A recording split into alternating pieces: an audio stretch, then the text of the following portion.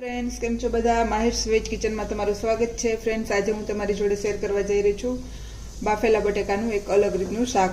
જો તમે રોજને રોજ બટેકાનું શાક ખાઈને કંટાળી ગયા હોય તો આ નવી રીતનું ટ્રાય કરજો.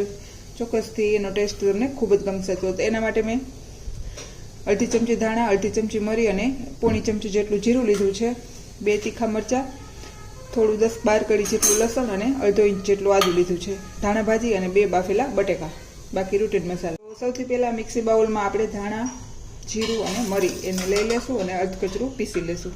આ રીતનું અધકચરું થઈ જાય એટલે જે આપણે આદું, મરચું અને લસણ લીધું છે એ એડ કરી દેશું અને જાજી બધી ધાણા ભાજી એડ કરવાની છે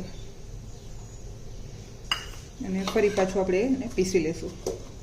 આ રીતની એકદમ ફાઇન આપણે પેસ્ટ બનાવી લેવી છે. એકદમ ઝીણી નહીં આવી, અધકચરી બનાવવાની છે.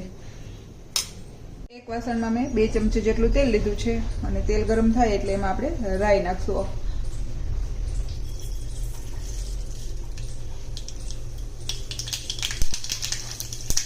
રાઈ થોડી ફૂટી જાય એટલે જે આપણે પેસ્ટ બનાવી એને એડ કરી દઈશું અને આને એકદમ આપણે સાંતળી લેવાની છે.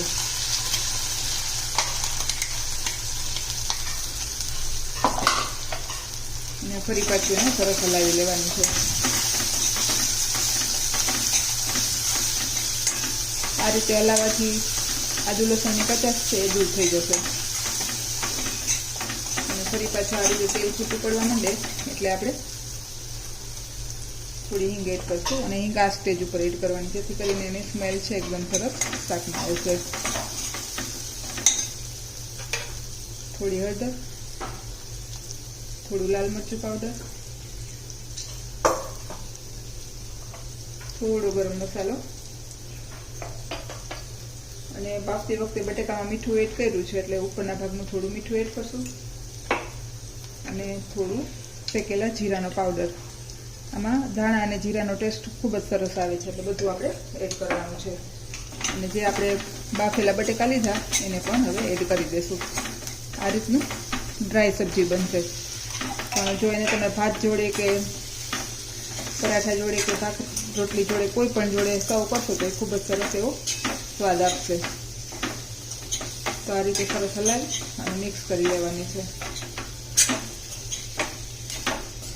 તમે જોઈ શકો છો એનો લુક એકદમ સરસ એવો આવ્યો છે અને એક એવો જ ટેસ્ટ એનો આવે છે. તો આ રેસીપી બનાવવાની તમે ચોક્કસથી ટ્રાય કરજો. આમાં મેં લીલા મરચાં એડ કર્યા છે એટલે લાલ મરચું પાવડર મેં ઓછું એડ કર્યું છે અને મરીનો પણ થોડી તીખાશ હશે. પણ જો તમારે વધારે સ્પાઇસી કરવું હોય તો તમે વધારે લાલ મરચું એડ કરી શકો છો. તો બસ હવે આપણી સબ્જી છે એ બની અને રેડી છે. ઉપરથી આપણે થોડી ધાણા ભાજી એડ કરશું. તો હવે આપણે નીચે ઉતારી લેશું. ઉતારી આપણે થોડું લીંબુ એડ કરશું, જેથી કરીને સ્પાઇસી અને ટેંગી એવી આ સબ્જીનો સ્વાદ આવશે. અને ફરી પાછું હલાવી અને હવે આપણે એને સર્વ કરશું. ફ્રેન્ડ્સ, તૈયાર છે મારી બાફેલા બટેકાની નવી રીતની સબ્જી. જો તમને મારી આ રેસીપી પસંદ આવે તો લાઈક કરજો, શેર કરજો અને સબસ્ક્રાઈબ કરવાનું ભૂલતા નહીં. અને ચોક્કસથી આ રેસીપી બનાવવાની ટ્રાય કરજો. ખરેખર તમે રસાવાળા બટેકા પણ ભૂલી જશો. Thank you, by.